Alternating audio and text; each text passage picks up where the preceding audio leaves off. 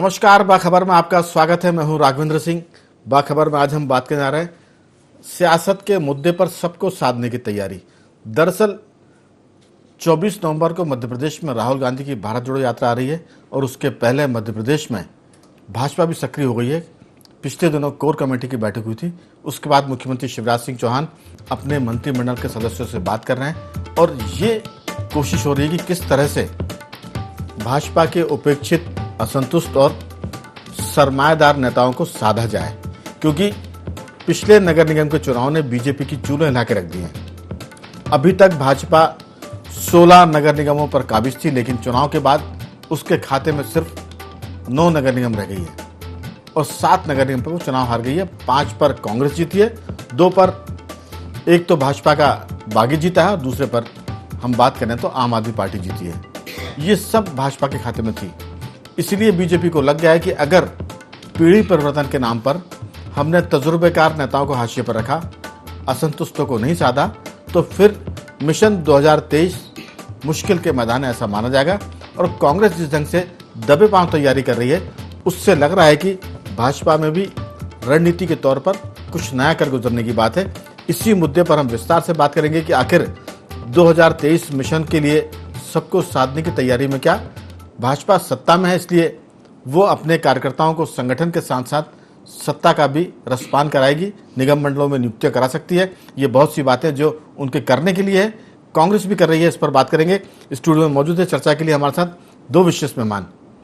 मध्य प्रदेश के वरिष्ठ पत्रकारों में शामिल श्री आशीष दुबे जी, सामाजिक कार्यकर्ता हमारे कमल राठी जी, और स्काइप पर इंदौर से जुड़ेंगी वरिष्ठ पत्रकार जयश्री पिंगली जी। अभी चर्चा की शुरुआत करेंगे हम आशीष जी आपसे कि जो सारा मामला है, हर किसी को पता है चुनाव के वक्त जो लोग सोए होते हैं उनको भी लोग पार्टी के लोग जगाते हैं, उनसे काम लेते हैं और चुनाव के बाद फिर वो अपनी गति को प्राप्त होते हैं। तो हम कह सकते हैं कि जो पहले एक जुमला चला था, अच्छे दिन आने वाले हैं, तो जब चुनाव आता है तो हर पार्टी के जो कार्यकर्ता होते हैं उनकी भी अच्छे दिन आ जाते हैं। मतदाताओं की पूछ परख 5 साल में सिर्फ 15 या 10 दिन होती है। मतदान के 10-12 दिन पहले उनकी पूछ परख होती है, उसके बाद फिर सबको चादर उड़ाकर सुला दिया जाता है। अभी पूछ परख का माहौल है, अच्छे दिन लौटने की उम्मीद है। आपकी राय? बीजेपी ने जो अभी कोर बैठक की थी, कोर ग्रुप की, उसमें भी ये बात निकल कर आई थी कि अगर हमने ताकतवर असंतुष्टों को नहीं साधा, तजुर्बेकार वफादार नेताओं को सक्रिय नहीं किया, तो जो गति नगर निगम के चुनाव में हुई है उसी के आसपास घटित होगा 2023 में। आपका क्या कहना है? देखिए, ये बात तो बिल्कुल सही है कि बीजेपी ने हमेशा अपने लोगों को नवाजने में कंजूसी की है और आखिरी वक्त पर ऐसी स्थितियां बनी हैं कि कुछ लोगों को राज प्रसाद मिल गया, कुछ लोग अगले सरकार के इंतजार में लटका दिए गए। तो इस बार की स्थिति जो है वो बीजेपी के लिए सहज नहीं है, क्योंकि इस बार बीजेपी पहले ही जो सत्ता में है वो बैकडोर से है और ऐसे वक्त में उसको जब एक चुनौती सामने से, क्योंकि विपक्ष तुलनात्मक रूप से बहुत मजबूत है इस वक्त, संख्या के लिहाज से देखें या अनुभव के लिहाज से देखें, तो बीजेपी को चाहिए होगा कि वो अपने कार्यकर्ताओं को जो है अच्छे मौके दे, उनको फ्रंट लाइन पे लाए, सरकार में, सत्ता में, संगठन में या निगम मंडलों, उपक्रमों में ऐसी जगह दी जाए। अभी हाल में कुछ कोशिश की गई थी, कुछ लोगों को कुछ समितियों में एडजस्ट किया गया है, लेकिन ये बहुत छोटी मोटी कवायद हैं। बड़ी कवायद है, भाजपा में एक बहुत बड़ा वर्ग है जो पिछले 12-15 सालों से भाजपा के सेकंड लाइन पे की तरह काम कर रहा है, लेकिन वो सारे लोग जो हैं इस समय उपेक्षित ही नहीं है लगते हैं, बल्कि कुंठित भी लगते हैं। उनकी बातों से कुंठा झलकती है, इसलिए क्योंकि बहुत लंबा समय उन्हें काम करते हुए हो गया और ये उनको ये स्थितियां नहीं बनी कि उनको कोई बड़ा पद मिले या क्या। दूसरी बात यह है कि ज्योतिरादित्य सिंधिया की एक बड़ी टीम कांग्रेस से बीजेपी में आई, तो ये एक और अवसर जो रहे सहे मिलने के थे वो भी खत्म हो गए। सिंधिया के कुछ समर्थकों को निगम मंडलों में एडजस्ट कर दिया गया, कुछ और नए दावेदार उनके गुट से खड़े हो गए। तो कांग्रेस बीजेपी का जो मूल कॉर्डर है, जो मूल वर्ग है, वो अभी की वहीं खड़ा रह गया है। तो बीजेपी के कोर ग्रुप की बैठकों में जो मंथन हो रहा है, ये मंथनों से मुझे नहीं लगता कि बीजेपी को बहुत कोई फायदा मिल रहा है। ये तो तात्कालिक की जाने वाली स्थिति है और आज भी यदि बीजेपी अपने संगठन के लोगों को महत्वपूर्ण जगह देती है या आगे लाती है, तो भी अब मुझे नहीं लगता कि बहुत ज़्यादा कोई स्थितियां सुधरेंगी, क्योंकि अब पूरे चुनाव में लगभग 7 महीने बचे हैं। आखिरी के 2-3 महीने तो वो टिकट वितरण और आचार संहिता और इसमें चले जाएंगे। तो जो 6-7 महीने के लिए यदि कुछ लोग भोगेंगे भी कोई अच्छी चीज़ें, तो उसका क्या फ़ायदा होगा और क्या इम्पैक्ट होगा। दूसरी बात, बीजेपी के बहुत सारे कद्दावर विधायक जो हैं वो खुद भी उपेक्षित हैं, वो मंत्रिमंडल में ही नहीं है, वो संगठन में कहीं महत्वपूर्ण जगहों पर नहीं है, चाहे रीवा हो, चाहे विंध्य हो, बुंदेलखंड हो, महाकौशल हो, मालवा हो, सब जगह पे ये स्थितियां हैं कि जो पुराने विधायक थे, पुराने दावेदार थे, वो मंत्री नहीं बन पाए। जिनको मंत्री बनने की जो तमाम योग्यताएं पार्टी के अंदर मानी जाती हैं वो हैं, लेकिन सिंधिया समर्थक कई लोग मंत्री बन गए। तो ये जो सुपरसीड होने का सिलसिला बीजेपी में चल रहा है, तो बीजेपी अपने मूल कॉर्डर को जो मजबूरी में या जानबूझ के अनदेखा कर रही है, ये चुनाव के लिए उसी तरह खतरनाक है जिस तरह कांग्रेस में तो हुआ था कि कांग्रेस ने सरकार गिरने के 6-8 दिन पहले लोगों को नवाजना शुरू किया था अपने। तो उसका कोई फर्क नहीं पड़ता उन चीजों से। ये दोनों पार्टियों के लिए एक दूसरे का जो हश्र है वो सबक है। बिल्कुल। इसमें लेकिन एक बात और है कि अभी पिछले दिनों की बात करें, हम बार बार कोर कमेटी का जिक्र कर रहे हैं और बीजेपी की सक्रिय होने की आपने कॉर्डर की बात भी की है, लेकिन सत्यनारायण जटिया जो मध्य प्रदेश भाजपा के पूर्व अध्यक्ष रहे हैं, अब वो संसदीय बोर्ड के सदस्य भी हैं, यानी वो निर्णय करने वालों की जो टीम है उसमें उनका भी स्थान है।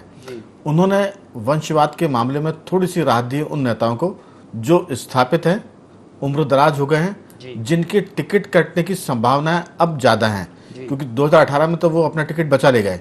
उसमें हम गोपाल भार्गव की बात कर सकते हैं, हम भूपेंद्र सिंह की बात कर सकते हैं, क्योंकि ये सब 65 के आसपास के हैं और कुछ 70 के करीब पहुंच गए हैं। तो उन्होंने ये कह दिया कि पार्टी तो जीतने वाले को टिकट देगी, जो जीतेगा उसको टिकट जाएगा। तो इस बहाने कम से कम जो अपने पुत्रों को, अपने परिजनों को आगे बढ़ाने की बात करते हैं, उनको थोड़ी सी राहत मिलेगी। तो ये भी एक पैंच है इसमें कि अगर टिकट कट गया लीडर का तो उनके परिवार से किसी को मिल जाएगा, तो भी उनकी राजनीति चलती रहेगी। मैं आपसे इससे पूछूंगा अगले दौर की बातचीत में कि ये भी एक राहत की बात है। दूसरा एक सवाल और मेरा आपसे रहेगा कि कभी बीजेपी के भीतर ऐसे प्रभारी हुआ करते थे जो आज प्रधानमंत्री भी है, नरेंद्र मोदी मध्य प्रदेश भाजपा के इंचार्ज रह चुके हैं, उनको मालूम है कि पुराना कौन कद्दावर लीडर है और नए जो है उनकी क्या हैसियत है। तो मुझे लगता है कि उसमें ओम माथुर भी एक मध्य प्रदेश के इंचार्ज थे जो राजस्थान से ताल्लुक रखते हैं। इसके अलावा जो इंचार्ज रहे मध्य प्रदेश के, उसमें हम बात करते हैं प्रमोद महाजन है, लेकिन वो दिवंगत हो गए। हम अनंत कुमार की बात करें तो वो भी स्वर्गीय हो गए। हम बात करें अरुण जेटली की तो वो भी इंचार्ज रह चुके हैं, लेकिन वो जानते थे ये सब स्वर्गीय नेता मध्य प्रदेश की पुरानी टीम को, जो भाजपा को भाजपा बनाने वाली थी। अब जो 2003 के बाद की टीम है उसको नहीं पता कि बीजेपी का संघर्ष जनसंघ से शुरू हुआ था, फिर जनता पार्टी बनी, फिर भारतीय जनता पार्टी बनी, और उसके बाद वो 10 साल कांग्रेस की सरकार में संघर्ष किया और 2003 के बाद से 15 महीने छोड़ दे तो बीजेपी लगातार सत्ता में है। तो पुराने जो लीडर है, पुराना जो कार्यकर्ता है, उसकी उपेक्षा ने बीजेपी को नगरीय निकाय चुनाव में एक तरह से धड़ाम से नीचे गिराया, औंधे मुंह नीचे गिराया। ये बहुत सारी बातों की चर्चा में राठी जी, एक आम आदमी के नाते, एक सामाजिक कार्यकर्ता के नाते, दोनों पार्टियां, बीजेपी हो चाहे कांग्रेस या राजनीतिक दल, अगर अपने पुराने कार्यकर्ताओं को भूल जाएंगे या घर के मुखिया को भूल जाएंगे जो बुजुर्गवार हो गए हैं, तो उस घर का, उस पार्टी का क्या हश्र होगा। आशीष जी बता चुके हैं कि कांग्रेस ने गलतियां की थी तो सबको पता है कि वो सरकार के बाहर होगी। बीजेपी अगर ये गलतियों से बचेगी तो सत्ता के वो निकट रहेगी, नहीं तो संघर्ष के दिन उसके भी हैं। आपकी राय? मुझे ऐसा लगता है सर कि इसमें जैसे कांग्रेस बहुत सालों तक सत्ता में रही तो सत्ता में ज्यादा समय रहने पे कार्यकर्ता खत्म हो जाता है, नेता बन जाता है। बीजेपी विपक्ष में बहुत दिन रही तो उनके पास कार्यकर्ता बहुत दिन रहे, वो धीरे से नेता बने, अब वो सत्ता में है। लेकिन बीजेपी में वो ट्रेंड बहुत जल्दी आ गया। दूसरा, जो कांग्रेस से लोग इसमें शामिल हो गए या अन्य दलों से ले रहे हैं, तो उसमें जो बेसिक कैडर है, जो आशीष भाई ने कहा कि वो पूरा डिस्टर्ब हो गया है। लेकिन भाजपा निरंतर चुनाव मोड में बनी रहती है, कांग्रेस कहीं ना कहीं चुनाव मोड में सक्रिय कभी भी फील्ड पे नहीं दिखती है। जो पहले के चुनाव के पैटर्न थे, आज से 10 साल पहले की मैं बात करूं तो बूथ लेवल तक पर्चियां आने से लेके सारे काम होते थे, दोनों ही पार्टी के लोग होते थे। अब वो आप देखेंगे ना बूथ पे पर्ची आती है, ना कार्यकर्ता मिलने आता है। भले ही वो पेपरों में हम पढ़ते हैं कि भाई बूथ लेवल तक के कार्यकर्ता और पन्ना प्रमुख और सब बना दिया है, लेकिन वो प्रैक्टिकली मुझे लगता है कि कुछ भी नहीं बचा। अब राजनीति में वो बचा है एक नेता होगा और उसके गोल गोल घूमने वाले जो कार्यकर्ता हैं उन्हें ही टिकट और सत्ता में सुख मिलेगा। जो आपने कहा कि केंद्र के जो नेता जो कुछ दिवंगत भी हो गए कि वो पहचानते थे, तो पहले कार्यकर्ता के लिए लड़ाई वो नेता लड़ते थे, अब कार्यकर्ता के लिए नहीं लड़ते, नेता उसी के लिए लड़ाई लड़ते हैं जो उनके घूमता है कार्यकर्ता। तो ये हर आदमी को समझ में आ रहा है। तो जो कार्यकर्ता घूम सकता है वो आज भी उस नेता के साथ सक्रिय है, जो कार्यकर्ता नहीं घूम सकता वो आपको चुनावी कार्यकर्ता बन गया, वो आपको बाकी टाइम नहीं दिखेगा, चूंकि उस दल से वो उसकी जो विचारधारा है उससे जुड़ा रहता है, तो वो चुनाव के वक्त आपको सक्रिय हो जाएगा, 2-4-5 दिन दिखेगा, उसके बाद बाकी टाइम वो नहीं दिखेगा। तो ये कमी कांग्रेस और बीजेपी में दोनों में ही है। शायद कांग्रेस की ये जो यात्रा चल रही है इससे वो कुछ कमी में कुछ परसेंटेज तक वो कुछ सुधार कर पाए तो वो उनके लिए बेहतर होगा, क्योंकि मजबूत विपक्ष भी हमेशा चाहे किसी भी दल का हो वो एक डेमोक्रेसी के लिए बहुत जरूरी चीज है। तो मुझे लगता है कि कांग्रेस को भी मेहनत और करना चाहिए, बीजेपी को भी करना चाहिए, जो विपक्ष में आए वो मजबूती से काम भी करे, लेकिन कहीं ना कहीं अगर अपनी पार्टी और संगठन को मजबूत करना है तो उन्हें एक्चुअल कार्यकर्ता देखना चाहिए, जो कि आज भी अपेक्षित है, उपेक्षित है। चाहे आप बीजेपी में जाएं चाहे कांग्रेस में जाएं, और हो सकता है जिस हिसाब से हम टीवी न्यूज़ों में देखते हैं तो आम आदमी पार्टी जो इस चीज को लेके आई और वो बोलती है कि हम मुख्यमंत्री किसको बनाएंगे वो भी जनता से पूछेंगे, तो वो भी कहीं ना कहीं इन सब चीजों से ही प्रभावित होती दिखती है। बिल्कुल, आपने कहा दरअसल मध्य प्रदेश में विपक्ष तो मजबूत है, और आशीष जी इस बात से सहमत होंगे कि विपक्ष ऐसा मजबूत है कि जो सरकार के काम में बाधा नहीं बन रहा है। कई बार विपक्ष सरकार के काम में बाधक बनता है और उससे ये भी आरोप लगते हैं कि वो प्रदेश की तरक्की को रोकने वाला है। ये विपक्ष ऐसा है कि सरकार के काम में सहयोगी भी है और अपना भी काम कर रहा है। कमलनाथ तजुर्बेकार लीडर हैं, सरकार से उनकी बातचीत भी ठीक से होती है। तो ये जो विपक्ष का कॉम्बिनेशन है सरकार के साथ, आशीष जी, मुझे लगता है कि ये मध्य प्रदेश के लिए शुभ तो है, लेकिन जो उनकी कार्यशैली है तजुर्बे के हिसाब से कमलनाथ बहुत धीरे धीरे काम कर रहे हैं।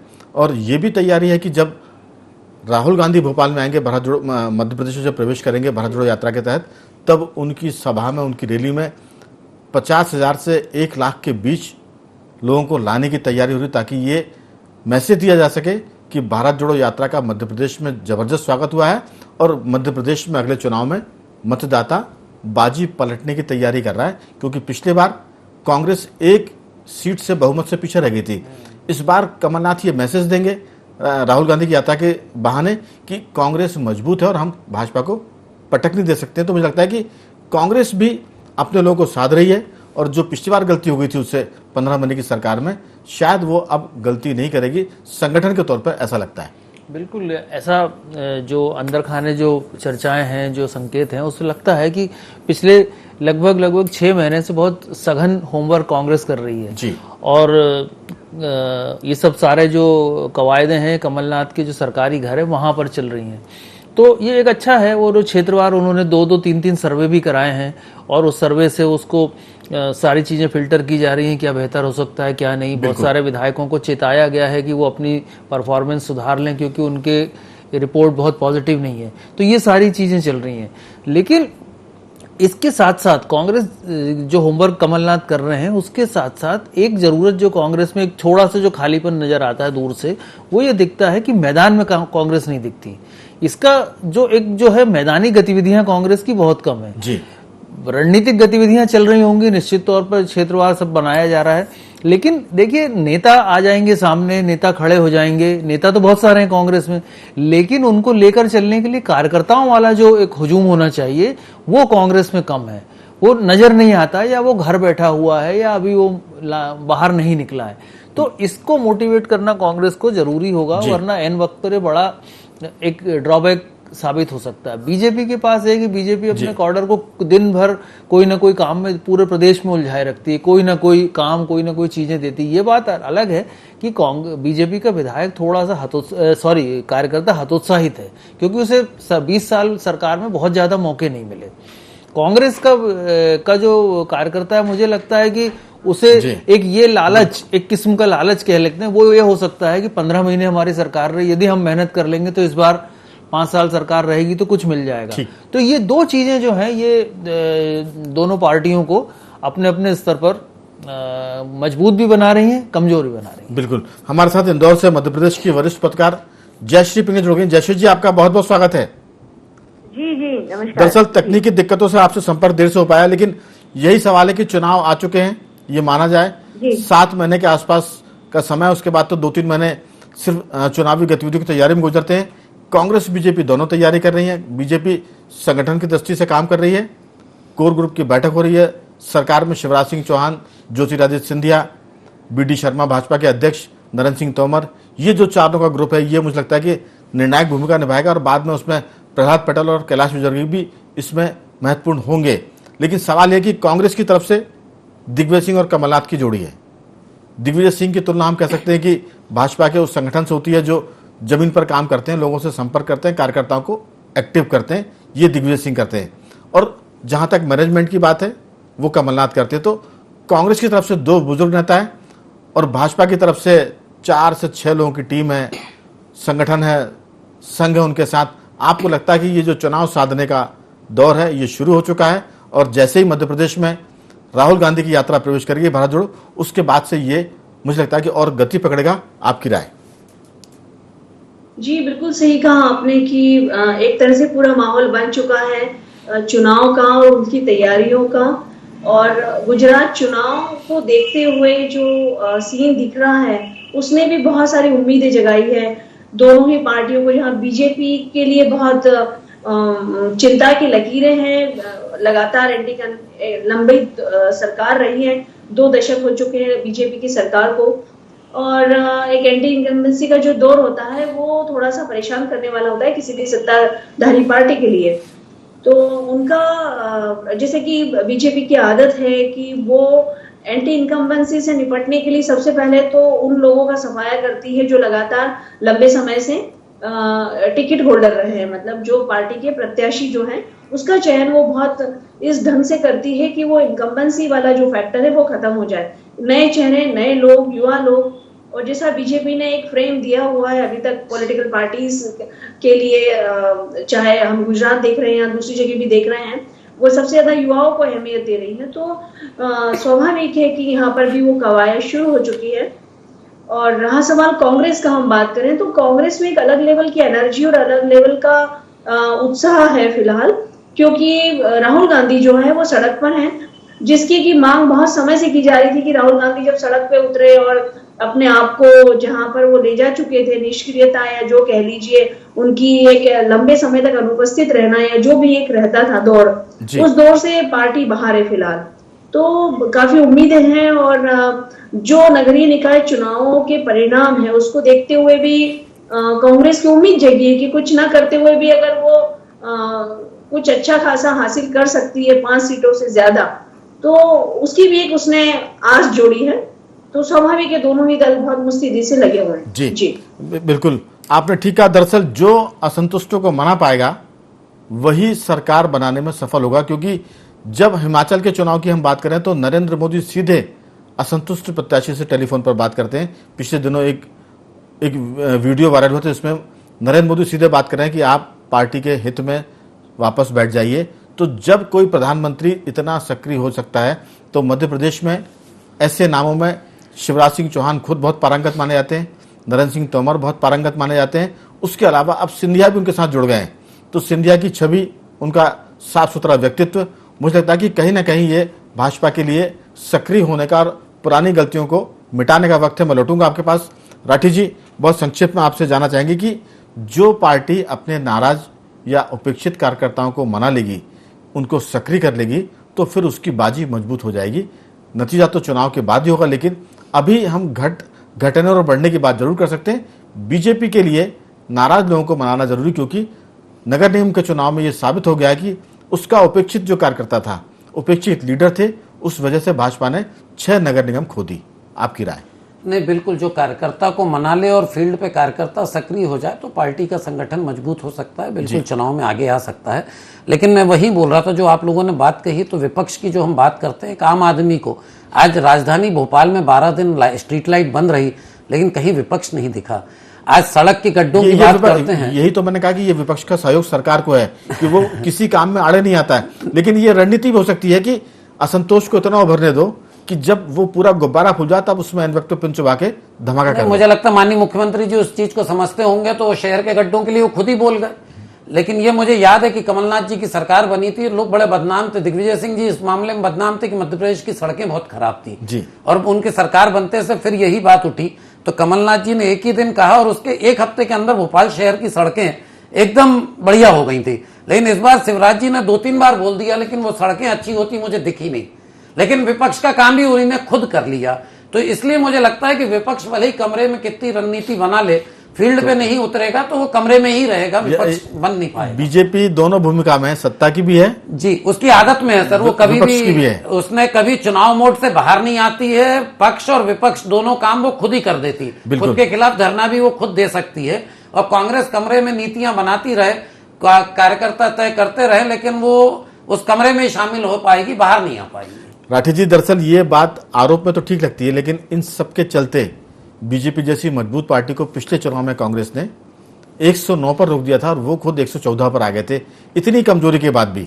तो सवाल ये है कि आशीष जी, ये जो सारा मामला है, प्रतिपक्ष तो अपनी जगह है, लेकिन गोपाल भार्गव जो पीडब्ल्यूडी मिनिस्टर हैं, उन्होंने पिछले दिनों ये कहा कि हमारे पास मरम्मत के लिए बजट नहीं है। तो कहीं ना कहीं एक मंत्री ये कहते हैं कि बजट भरपूर है, पैसे की कोई तंगी नहीं है, लेकिन एक वरिष्ठ मंत्री ये कहते हैं कि मरम्मत के लिए बजट नहीं है सड़कों का। तो ये भी कहीं ना कहीं बताता है कि सरकार के पास पैसा है या नहीं है, और उसके मतभेद सड़क पर निकल कर आए बाहर। तो ये पार्टी की सत्ता के भीतर की बात है जो बाहर आ रही है, और कांग्रेस असंतोष को इतना उभरने का मौका दे रही है कि जब निर्णायक मौका है तो एक ही वार, यानी जब लोहा गर्म हो जाए तब एक वार करो, कम मेहनत में ज्यादा परिणाम लो। मुझे लगता है कि कांग्रेस इस रणनीति पर भी काम कर रही है। बिल्कुल इस तरह की रणनीति मुझे भी नजर आती है कि कोई चीज को अपने स्वाभाविक रूप से पकने दिया जाए, तो ये हो सकता है। लेकिन इस सब के बावजूद भी कांग्रेस को थोड़ी सी मैदानी सक्रियता दिखानी पड़ेगी इन सब चीजों पर, क्योंकि उससे उसका जो कॉर्डर है वो रिचार्ज रहेगा। वो अब आशीष जी, वो मौका आ रहा है राहुल गांधी की यात्रा के दौरान, राहुल गांधी की यात्रा कॉर्डर को मजबूत करेंगे। कॉर्डर तो अभी वो बना रहे हैं, क्योंकि कॉर्डर तो कांग्रेस के पास है नहीं। वो तो कहते हैं ना कि आंदोलन से निकली पार्टी है, मास बेस पार्टी। जी जी, मास बेस पार्टी की वजह से। लेकिन अभी वो कोशिश दिखेगी 24 नवंबर को, जब मध्य प्रदेश में राहुल गांधी की यात्रा है। बिल्कुल, जो कांग्रेस की कवायद चल रही है, इसीलिए कांग्रेस ने 17 या 22 उपयात्राएं निकाली हैं प्रदेश के अलग अलग हिस्सों से, कि वो माहौल बनाने के लिए, अपने कार्यकर्ताओं को चार्ज करने के लिए। और राहुल गांधी जो 12-15 दिन मध्य प्रदेश में रहेंगे, तो निश्चित तौर पर उसमें कांग्रेस के लिए एक माहौल बनेगा, कार्यकर्ता भी थोड़ा सा चार्ज हो जाएगा, और ये कांग्रेस के लिए अच्छा है। और बीजेपी के लिए भी ये एक सबक की तरह होगा कि बीजेपी उस बने हुए माहौल से या उस संभावित चीज से कैसे निपटेगी। बीजेपी को तो सबक ले लेना चाहिए था नगर निगम के चुनाव के हार से। यकीनन जब वो 16 नगर निगम से डबल डिजिट में भी नहीं आई, 10 से भीतर हो गई 9, तो ये मुझे लगता है कि अंधे को भी दिखाई देने वाला संकेत है और बहरे को भी सुनाई देने वाली बात है। इसीलिए आज जो सत्यनारायण जटिया की जो बात है वो इससे बहुत रिलेट करती है कि बहुत ज्यादा प्रयोगों की स्थिति में अब भाजपा नहीं है। तो जो उन्होंने कहा है कि एज का कोई ऐसा बंधन जैसा लेकिन ये दिलासा है, क्योंकि दिल्ली जो फैसला करेगी उसमें मुझे लगता है कि बड़ी निर्ममता के साथ टिकट काटे जाएंगे। और तो नरेंद्र मोदी ने कहा है, मैं जशीष से पूछूंगा, जशीष जी, गुजरात के चुनाव में नरेंद्र मोदी ने कहा कि जिनके टिकट कटे उसके लिए मैं जिम्मेदार हूं। जो परिवार के लोगों को टिकट नहीं मिले, वंशवाद में अगर कोई आड़े आया, तो नरेंद्र मोदी ने कहा कि मैं उसमें शामिल हूं, मैंने टिकट नहीं देने दिए। तो ये तो चाहे चुनाव मध्य प्रदेश का हो, उत्तर प्रदेश का, परिवार के लोगों के टिकट बहुत कटेंगे, ये बात मान के चलें, भले ही बीजेपी सरकार के नजदीक जाए या दूर जाए। आपकी राय बहुत संक्षेप में, समय खत्म हो चला है। जी, सबसे बढ़िया बात उन्होंने कही है कि मोदी के आगे कुछ भी नहीं है फिर तो जी। और जो बागी होना और जो सैबोटेज होने की बहुत संभावना रहती है टिकट कटने के बाद में जी, तो मोदी जी ने खुद ना इतना बड़ा पत्ता चल दिया है कि भाई मैं ही ट्रम्प कार्ड हूँ हर चीज का, जितवाना भी मुझे है और अगर टिकट भी काट रहा हूँ तो मैं ही काट रहा हूँ। हाँ, उन्होंने कहा कि कोई आगे पार्टी में उन्होंने कहा की कोई संभावना दिख, जैसे जी उन्होंने कह दिया है कि कोई मुगालते में ना रहे, मोदी पर शुरू और मोदी पर खत्म है सारा मामला। जी बिल्कुल सही है। इससे बढ़िया बेहतर बात कुछ हो नहीं सकती थी सैबोटेज और तमाम चीजों को रोकने के लिए, तो उन्होंने बेहतर तरीके से इस तरह से प्रोजेक्ट किया है। जी, तो कुल मिला के समय की कमी है, समय की कमी है। मैं सभी मेहमानों का धन्यवाद करूंगा, जस्टिस जी आपका भी, कमल राठी जी आपका भी और आशीष जी आपका भी। तो कुल मिलाकर सबको साधने की तैयारी है मिशन 2023 के लिए। लेकिन बीजेपी में वंशवाद की बात कितनी भी राहत देने वाली हो, लेकिन जब टिकट बंटने की बात आएगी तो वंश के लोगों को, परिवार के लोगों को टिकट मिलेंगे, इस पर संशय है। क्योंकि गुजरात चुनाव और हिमाचल ने ये साबित कर दिया है। लेकिन मध्य प्रदेश अपने कैडर को संतुष्ट करने की कोशिश करेगी, क्योंकि नगर निगम के चुनाव में उसे इसका खामियाजा भुगतना पड़ा है। बखबर में आज सिर्फ इतना ही। कल किसी और मुद्दे पर बात करेंगे, तब तक बने रहिए हमारे साथ और देखते रहिए IND24।